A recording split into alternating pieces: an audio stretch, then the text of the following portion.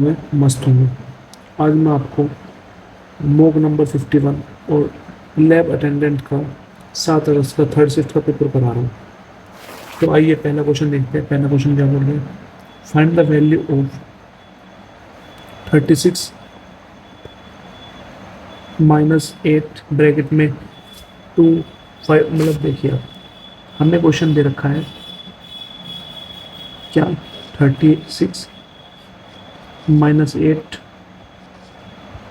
Bracket के अंदर 5 plus 2, फिर ब्रैकेट के अंदर 4 माइनस 3, फिर ब्रैकेट के अंदर 6 माइनस 4, फिर प्लस 4, फिर माइनस 8, फिर ब्रैकेट बंद, डिवाइडेड बाय 4। तो अब इसको कैसे सोल्व करेंगे? सबसे पहले ये बोर्ड मास के थ्रू सोल्व होगा। बोर्ड मास में आप देखिए, सबसे पहले हम ब्रैकेट को सोल्व करें। देखो ये ब्रैकेट है, तो जो ब्रैकेट के अंदर ब्रैकेट है पहले उसको सोल्व करेंगे, जो सबसे अंदर ब्रैकेट होता है, मतलब ये है, इसको सोल्व करेंगे, फिर इस वाले को, फिर ये वाले को, फिर आगे सोल्व करेंगे। जैसे 36 माइनस 8, 5 प्लस 2, ब्रैकेट में लिख दिया 4 माइनस 3, 6 में से 4 माइनस किया, क्या बचेगा 2, प्लस 4 ब्रैकेट में 8 डिवाइडेड बाय 4। अब 36 माइनस 8, 5 प्लस 2, ब्रैकेट के अंदर है 4 माइनस 3 इंटू 2 6 प्लस 4 ब्रैकेट बंद, माइनस का 8 डिवाइडेड बाय 4। अब 36 माइनस 8 ब्रैकेट 5 प्लस 2, 4 प्लस 4 8, तो 8 माइनस 6 का बन गया 2, तो 2 पे मल्टीप्लाई करते हैं 2 में, माइनस 8 ब्रैकेट में डिवाइडेड बाय 4। ठीक, अब आगे कैसे करेंगे? 36 माइनस 8, अब इस ब्रैकेट को सोल्व करेंगे। 5, अब पहले मल्टीप्लाई करेंगे, 5 plus 2 into 2 4 minus 8 bracket 1 divided by 4। 36 minus 8, 5 plus 4 9, 9 में से माइनस किया 8 बच गया 1 डिवाइडेड बाय 4। मतलब क्या बन गया? 36 माइनस 8 इंटू 1 8 डिवाइडेड बाय 4। अब करेंगे हम डिवाइड, तो 36 माइनस 8 डिवाइडेड बाय 4 कितना बचेगा? 2, तो क्या बन गया? 34। तो कौन सा ऑप्शन में? Option second is correct answer. कौन सा ऑप्शन हो? Second option is correct answer. ठीक है, देखो नेक्स्ट क्वेश्चन। देखो नेक्स्ट क्वेश्चन बोल रहा है सिंप्लीफाई करना है। किसको सिंप्लीफाई हमें करना है? 31 plus 52 divided by 13 minus 6 into 18। तो सबसे पहले बोर्ड मास लगाएं। बोर्ड मास में सबसे पहले डिवाइड करेंगे, फिर मल्टीप्लीकेशन, फिर प्लस, फिर माइनस।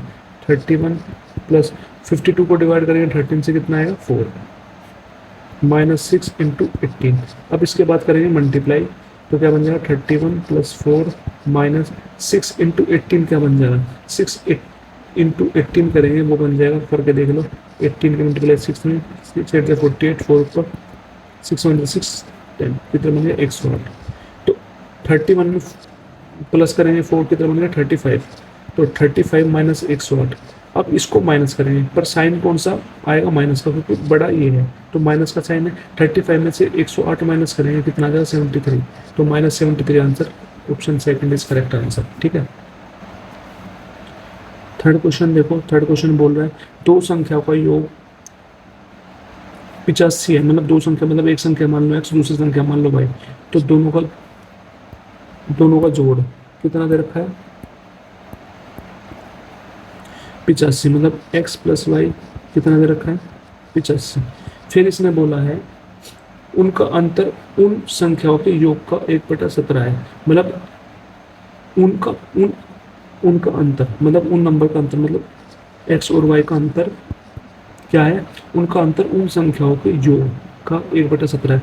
मतलब उन संख्या का 1/17 है। मतलब जो ये संख्या है उनका जो अंतर है, जो इसका अंतर है, वो किसके बराबर है? 1/17 किसके? उन संख्याओं के योग के, मतलब x प्लस वाई के बराबर है। ठीक, यहाँ से x माइनस वाई क्या आ जाएगा? x minus Y is equal to 1/17 into X plus Y कितना है? 85। रख दिया। 17 से 85 कट जाएगा, जैसे 17 5 जन, तो यहाँ से x माइनस वाई की वैल्यू क्या होगी, x माइनस वाई की वैल्यू आ गई 5।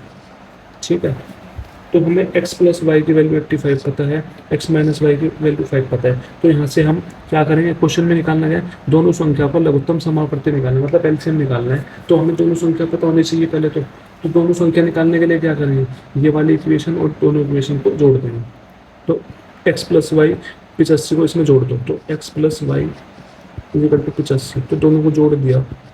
जोड़ने के बाद ये जुड़ जाएगा 2x, ये प्लस का ये माइनस का कट जाएगा, तो 85 प्लस 5 का बन जाएगा 90, तो 2x 90 आ गया। तो x की वैल्यू निकालिए, मल्टीप्लाई में उधर जाकर डिवाइड में हो जाएगा, तो 90/2 कितना आ गया 45। तो x की वैल्यू कितनी आ गई 45। फिर जब x की वैल्यू 45 आ गई तो इसमें रख दो इस वाली इक्वेशन में, तो 45 x की जगह प्लस वाई इजिकल टू 85। तो y निकालने प्लस में उधर जाकर माइनस में हो जाएगा, तो y की वैल्यू क्या हो जाएगी 85 माइनस 45 कितना आ गया इजिकल टू 40। तो y की वैल्यू कितनी आ गई 40। तो अब दोनों संख्या पता चल गई। अब हम क्या करेंगे, अब हम इसका एलसीएम निकाल देंगे, लघुत्तम समावर्ती क्या हो जाएगा, तो 40 और 45 का निकालेंगे, 5 से कट जाएगा, 5 अट्ठे 40, 5 9 45। अब ये 8 से काट दो सीधा, ये 9, ये 9 से काट दो, तो अब 5 इंटू 8 इंटू 9 करना मल्टीप्लाई, 9 8 जा 72, 72 की 5 से करो, 72 के 5 से करेंगे, 5 टू जटे ना चला 7 5 35 360। कौन से ऑप्शन में, थर्ड ऑप्शन में, option C is correct answer. ठीक है, नेक्स्ट क्वेश्चन देखो, फोर्थ क्या बोलता है कि अतुल का वेतन 10,000 प्रति माह है, मतलब जो अतुल है, अतुल का वेतन जो है महीने में कितना है 10,000।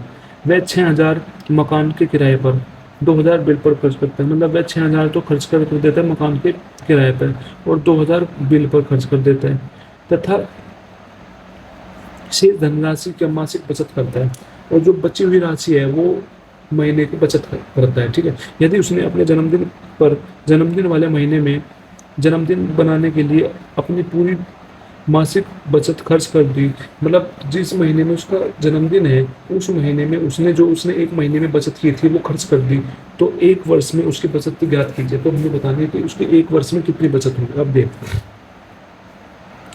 उसकी जो वेतन है वो वेतन कितना है 10,000, कितना वेतन है उसका वेतन है भाई 10,000 रुपये। तो उसने 6,000 खर्च कर दिया मकान पर, 2,000 बिल पर, तो खर्चा कितना होगा 6,000, 2,000 जोड़ देंगे कितना हो जाएगा 8,000। तो 8,000 वो खर्चा कर दिया, उसकी महीने की सैलरी कितनी है 10,000, तो 10,000 में से 8,000 कर दिया, तो बचत कितनी होगी महीने की, बचत होगी 2,000 रुपये। महीने की बचत कितनी होगी 2,000 रुपये। फिर उसने बोला है जो एक महीने की बचत है वो जन्मदिन पे खर्च कर देता है, तो एक महीने की बचत मतलब 2,000 रुपये जन्मदिन पे खर्च कर देता है। तो हमें बताना क्या, पूरे महीने की सैलरी क्या हुई, पूरे साल की सैलरी क्या हुई, पूरे साल में कितने महीने होते हैं 12 महीने। तो एक महीने की सैलरी ये है, एक महीने की सैलरी ये है, तो 12 महीने की कितनी हो जाएगी सैलरी, तो 12 महीने की हो जाएगी, इंटू 12 करते हैं कितना होगा 24,000, कितना होगा 24,000। तो फिर उसने बोला एक महीने की सैलरी जो बचत करता है वो बर्थडे पे उड़ा देता है, तो बचत कितनी करता है 2,000 रुपये, तो इसमें से 2,000 माइनस कर देंगे तो कितना बचेगा 22,000। तो पूरे साल में कितनी बचत करता है वो 22,000, ऑप्शन 1 इज करेक्ट आंसर। ठीक है, नेक्स्ट क्वेश्चन देखो, नेक्स्ट क्वेश्चन बोलता है 2019 में अमित की आय 22,100 थी, मतलब 2019 में जो अमित की आय है वो कितनी है 22,100, उसकी आय में प्रतिवर्ष 10% की वृद्धि होती है, तो उसकी आय जो है हर साल कितनी बढ़ती है 10% बढ़ती है। तो 2021 में उसकी आय कितनी थी, तो 2021 में उसकी आय कितनी होगी, तो 10% बढ़ती है, तो 10% का फ्रैक्शन क्या होगा, तो या तो सीधा 10% का फ्रैक्शन 1/10 होता है, अगर आपको सीधा याद नहीं है तो फ्रैक्शन बनाने का परसेंट हटा के 100 लगा देंगे, तो 1 0 से 1 0 होगा, कितना बचेगा 1/10। तो उसने कहा है हर साल 10% से बढ़ रही है, तो 2019 में उसकी सैलरी थी इतनी, तो हमें बताना है 2021 में कितनी होगी, तो 2 साल बाद बताना। पहले साल 10 से क्या होगी सैलरी 11, दूसरे साल 10 से होगी 11, तो 10 इंटू 10 कितनी होगी 100, और 11 इंटू 11 क्या हो जाएगा 121। ठीक, तो उसकी सैलरी स्टार्टिंग में 2019 में कितनी थी 2200, और हम हमारे कितनी निकाली थी 100, तो 100 यूनिट किसके बराबर 2200। तो एक यूनिट यहाँ से कितना आ जाएगी 2200 अपॉन 100, 0 से 0 कट गया, तो एक यूनिट किसके बराबर आ गया 221 के। तो हमसे पूछ क्या रहा है 2 साल बाद, 2 साल बाद उसकी सैलरी 2 साल बाद 121 होगी, तो 121 यूनिट की वैल्यू पूछ रहा है। तो 121 यूनिट किसके बराबर हो जाएगा 221 इंटू 121। अब लास्ट वाला एक की मल्टीप्लाई एक में कर लो, कितना आएगा लास्ट में एक है, कौन से ऑप्शन में लास्ट में है सिर्फ एक ऑप्शन में, तो ऑप्शन 4 इज करेक्ट। अब आपको मैं सोल्व भी करके दिखा देता हूँ उसे।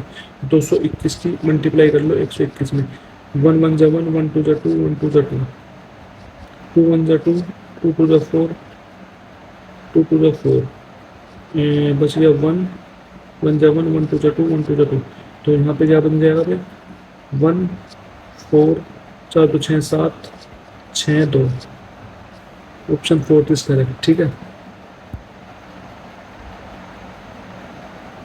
छठा क्वेश्चन देखो, छठा क्वेश्चन में क्या बोल रहा है, रुपए 1,45,000 की धनराशि पर 6% वार्षिक साधारण ब्याज की दर से 52,200 ब्याज के रूप में प्राप्त करने में लगा समय ज्ञात कीजिए। मतलब क्वेश्चन में कहा है कि 1,45,000 धनराशि है, तो मतलब ये हो गया हमारा धनराशि है, तो इसका मतलब ये होगा हमारा मूलधन प्रिंसिपल, कितना 1,45,000। फिर ये बोल रहा है 6% की साधारण ब्याज की दर से कितने रुपए ब्याज है, कितने रुपए ब्याज प्राप्त होते हैं, वो 52,200 होते हैं, मतलब सिंपल इंटरेस्ट की वैल्यू दे रखी है 22,200। तो हमें टाइम बताना है, तो हम सीधा फॉर्मूला लगा देंगे सिंपल इंटरेस्ट का, PRT/100। तो सिंपल इंटरेस्ट कितना है 52,200, इंटू में प्रिंसिपल कितना है 1,45,000, इंटू रेट कितना है 6, टाइम हमें निकालना है 500, 2 जीरो से 2 जीरो उड़ गई, अब बचा क्या हमारे पास 52,200 इंटू में 8,1450 इंटू 6 इंटू टी। अब टी की वैल्यू निकालनी है, दोनों मल्टीप्लाई में नीचे डिवाइड में चले जाएंगे इसके, तो टी की वैल्यू क्या आ जाएगी 52,200 अपॉन 1450 इंटू 6। अब काट दो, कैसे कटोगे, एक जीरो से एक जीरो उड़ गई, ठीक। अब 5 से काट दो, 5 दूनी 10, 5 9 45, फिर 5 से कट जाएगा, 5 1 5 जीरो 2 बच गया, 5 चौक 20, 2 बच गया, 5 5 25। ठीक है, अब ये किससे कटेगा,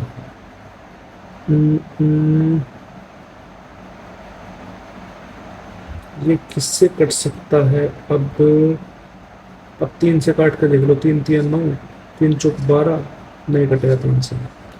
तो अब हमारे पास बच क्या गया, अब हमारे पास बच गया 10, क्या बच गया 1045 अपॉन 29 इंटू 6। ठीक, अब ये बच गया हमारे पास, अब इसको कैसे सोल्व करेंगे हम, अब देखो, अब हम जो है 6 से काट के देखो, 6 से कटेगा, 6 कम 6 4 44 42 654 नहीं कट रहा, तो इसको अब हम करेंगे कैसे, अब 29 की मल्टीप्लाई कर लो 6 में, तो 29 की मल्टीप्लाई 6 में किया गया, 9 6 54, 5 ऊपर 6 2 12 5 17 174 आ गया।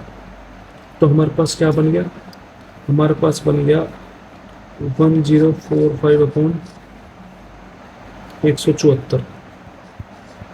ठीक है,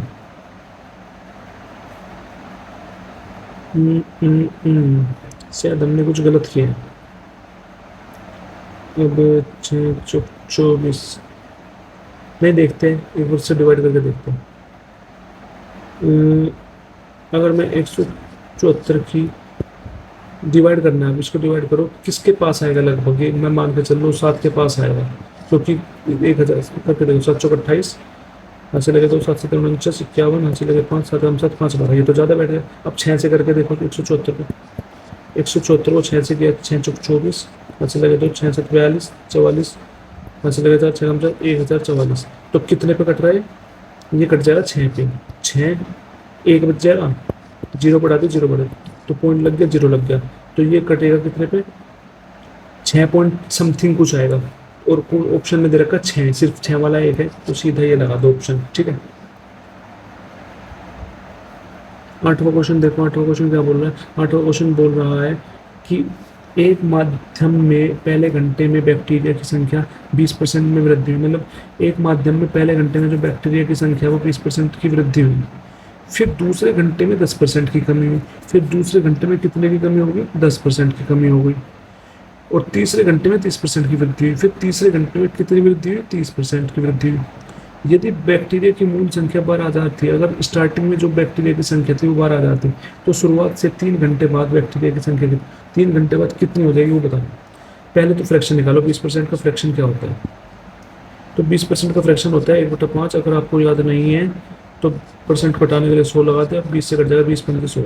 ठीक, तो 10% का फ्रैक्शन निकालेंगे, 1/10 होता है, या याद नहीं है तो परसेंट हटा के 100 लगा दिया, तो 1/10 बन गया।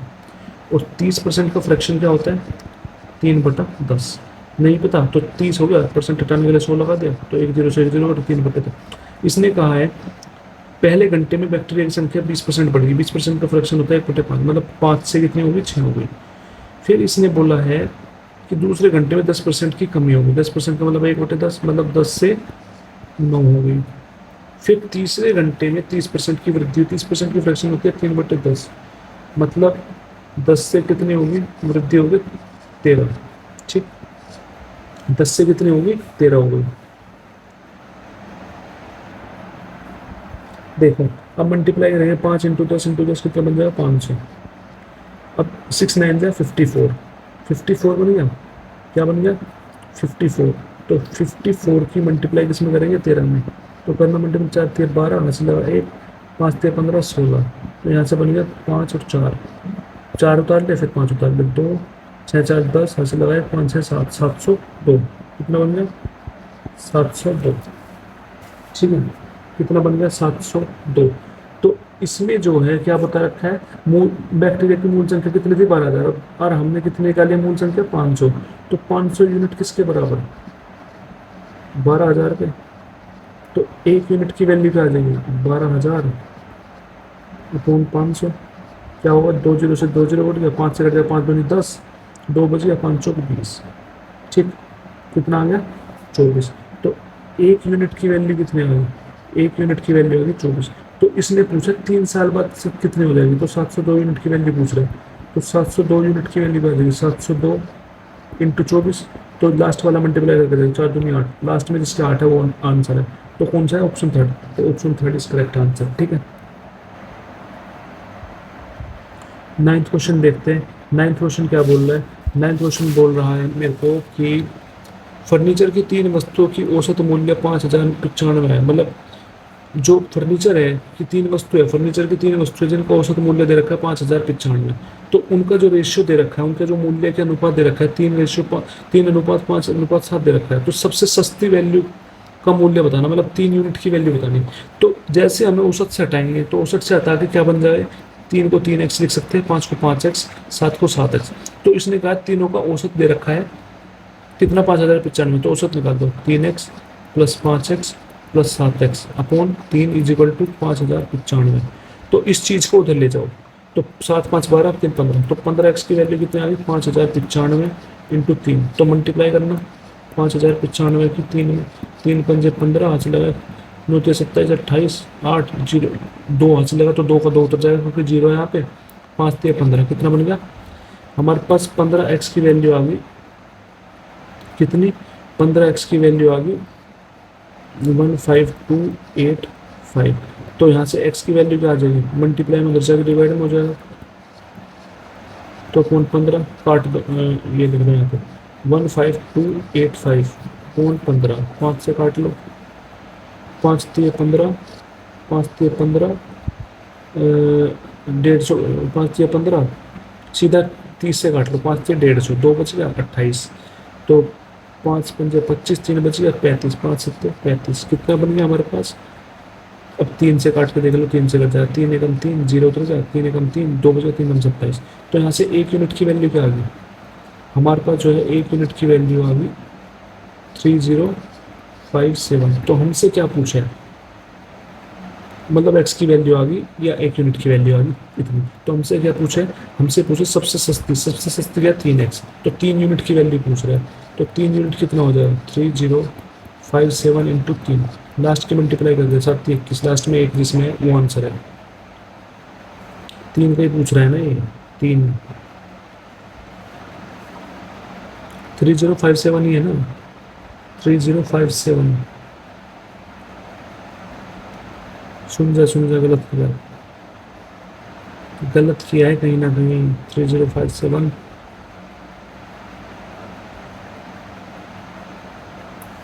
एक मिनट रुको, इस क्वेश्चन को दोबारा करते हैं, ये कहीं ना कहीं मिस्टेक हुई है। रुको एक मिनट, ये कहीं ना कहीं मिस्टेक हुई है इस क्वेश्चन में। देखो दोबारा देखते हैं इस क्वेश्चन को कि इसने बोला है फर्नीचर की 3 वस्तुओं का औसत कितना है, 5095। तो वो अनुपात जो है, मूल्य का अनुपात दे रखा है 3:5:7, और सबसे सस्ती वस्तु का मूल्य बताना, मतलब 3 की वैल्यू बताना। तो अनुपात हटाने के लिए क्या करते हैं, 3x 5x और 7x। तो इसका अनुपात दे रखा है 5095, मतलब सॉरी अनुपात कहते हैं औसत। तो औसत कैसे निकालते हैं, 3x plus 5x plus 7x, total sum ऊपर अपॉन में संख्या नीचे, 3 संख्या इजिकल टू 5095 है। यहाँ से 7 5 12, 12 प्लस 3 15, तो 15x हो गया। तो 5095 इंटू 3, यहाँ से अब वैल्यू निकालनी है एक्स की वैल्यू निकालने के 15 मल्टीप्लाई उधर जाके डिवाइड में हो जाएगा।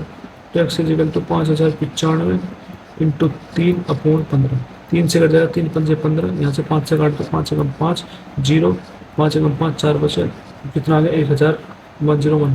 तो एक्स की वैल्यू होगी 1019।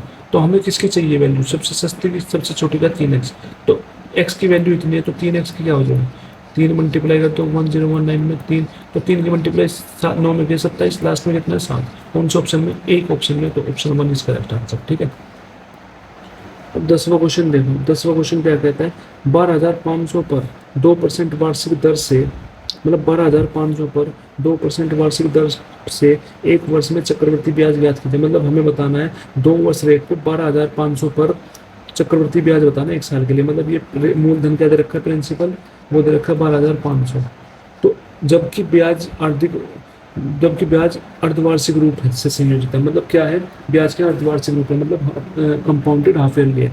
तो जब हाफ ईयरली, मैंने क्या बताया था, जब हाफ ईयरली होता है अर्धवार्षिक होता है ब्याज, तो जो रेट होता है वो आधा हो जाता है। 2% था, 2 से डिवाइड कर देंगे तो 1% बच गया। तो परसेंट हटाने के लिए क्या कहते हैं, 1/100, तो ये हमारी होगी फ्रैक्शन। तो टाइम जो है, टाइम मैंने बताया था, जो टाइम होता है वो उसका 2 से गुना कर देते हैं। तो टाइम कितना, 1 वर्ष, तो 1 की मल्टीप्लाई 2 में कर देंगे, कितना बन गया 2। ठीक, तो हमें क्या निकालना है, चक्रवृद्धि ब्याज। तो फ्रैक्शन क्या है, 1/2। 100 से पहले साल कितना होगा 101, तो दूसरे साल 100 से कितना होगा 101। तो इसकी मल्टीप्लाई इसमें करेंगे, क्या बन जाएगा, 1 2 3 4 4 0 लगा देंगे। 101 की मल्टीप्लाई 101 में करेंगे, क्या बनेगा, 1 0 1, फिर 0 से करेंगे 0, फिर अगला भी 0, अगला भी 0, फिर 1 किस में करेंगे 1, 0 में करेंगे 0, 1 करेंगे 1, तो 1 0 1 1 2 0 1, कितना बन गया 1 0 2 0 1। ठीक है, तो इसके बीच का ये हो गया हमारा मूलधन प्रिंसिपल, ये हो गया हमारी अमाउंट प्रिंसिपल। तो इनके बीच का डिफरेंस होता है चक्रवर्ती ब्याज, वो कितना है 201। तो 201 यूनिट की वैल्यू बताना है। जो हमारा मूलधन है वो कितना है 10,000, और क्वेश्चन में कितना दे रखा है मूलधन 12,500। तो मतलब 10,000 यूनिट की वैल्यू दे रखी है 12,500। ठीक है, तो यहाँ से 1 यूनिट की वैल्यू निकल जाएगी 12,500 अपॉन 10,000। ठीक, 2 0 से 2 0 कट गया, 5 से काट दो, 5 दूनी 10, 5 0, तो 5 से कटेगा 5 दूनी 10, 2 बज गए, 5 पंजे 25, फिर 5 चौक 5 पंजे। तो यहाँ से 1 यूनिट की वैल्यू क्या आ गई, 1 यूनिट की वैल्यू होगी 5/4। कितनी आ गई 1 यूनिट की वैल्यू, 1 यूनिट की वैल्यू होगी 5/4। तो हमसे पूछा गया चक्रवर्ती ब्याज के अंदर 201 यूनिट की वैल्यू। तो 201 यूनिट की वैल्यू क्या हो जाएगी 5/4 इंटू 201। तो क्या बन जाएगा, इसकी मल्टीप्लाई करेगा 201 की 5 में मल्टीप्लाई करना, 201 की 5 में मल्टीप्लाई करेगा, क्या बनेगा, तो 201 5 से मल्टीप्लाई 5 5 0 5 दूनी 10, तो क्या बनेगा 1005/4। अब इसको डिवाइड करो, 1005 को 4 से, 4 दूनी 8, 2 बज गया, फोर फाइव जो 20 खत्म, 5 उतार लिया, 4 एकम 4, 1 बच गया, 0 बढ़ा के तो पॉइंट लग गया, तो 4 दूनी 8, 2 बच गया, 0, 4 फाइव जो 20, 251.25 कौन से ऑप्शन में है? वो थर्ड ऑप्शन में, ऑप्शन 3 इज करेक्ट आंसर। ठीक है, आई होप समझ में इतना आपको अच्छे से आया होगा। नेक्स्ट क्वेश्चन देखो, विपुल अपनी आय का 40% व्यय करता है, यदि वे 96,000 बचाता है तो उसकी आय कितनी है? मतलब इसने ये कहा है क्वेश्चन में बोला विपुल जो है अपनी आय का 40% खर्च करता है और वह बचाता कितना? 96,000, तो उसकी आय बतानी है। तो एक तरफ लिख ली हमने आय, एक तरफ लिख ली उसका खर्चा, एक तरफ लिख ली बचत। तो इसने कहा 40% खर्चा करता है, मान ले उसकी आय 100 थी, 100 का 40%, 40, तो 40 खर्च करता है, तो बचाता कितना? 60। तो इसने कहा क्वेश्चन में कहा है कि कितनी बचाता है वो? 96,000, और हमने क्वेश्चन में कितने निकाली, कितना बचाता है? 60। तो 60 यूनिट की वैल्यू कितनी दे रखी है? 96,000। तो यहाँ से 1 यूनिट की वैल्यू भी आती है, कितनी आ जाएगी? 96,000 अपॉन 60, 0 से 0 कट गया, 16 6 एकम 6, 3 बज गया, 6 छंग 36, 0 0। 1 यूनिट की वैल्यू कितनी आ गई? 1 यूनिट की वैल्यू आ गई भाई 1600। तो फिर इसने क्वेश्चन में बोला इनकम बतानी है, तो इनकम कितनी है? 100, तो 100 यूनिट की वैल्यू पूछ रहा है, कितना हो जाएगा? 1600 इंटू 100, कितना होगा? 16 1 2 1 2, 1,60,000 होगा। कौन सा ऑप्शन है? Option 1 is correct answer.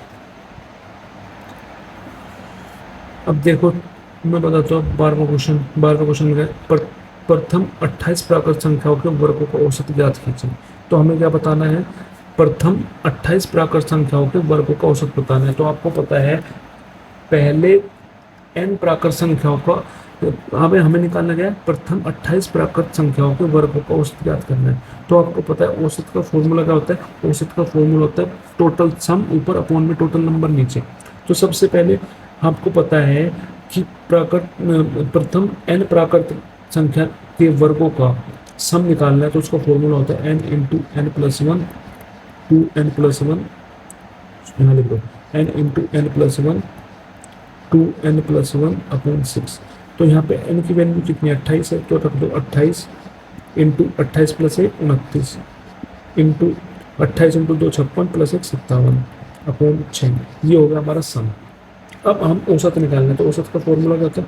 Some upon में संख्या, टोटल नंबर ऑफ संख्या। तो सम कितना है? 28 इंटू 21 इंटू 57 अपॉन 6, और संख्या कितनी है टोटल? टोटल है 28 है ना, अपॉन अपॉन 28, तो क्या बन जाएगा? ये 6 था, नीचे आ जाएगा, तो नीचे आकर क्या बन जाएगा?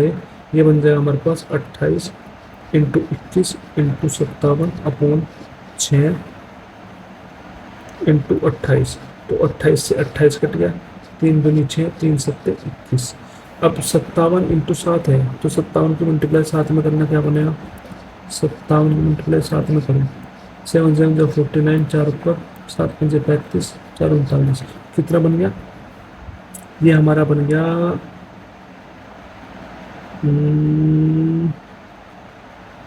गलती तो नहीं करी कुछ?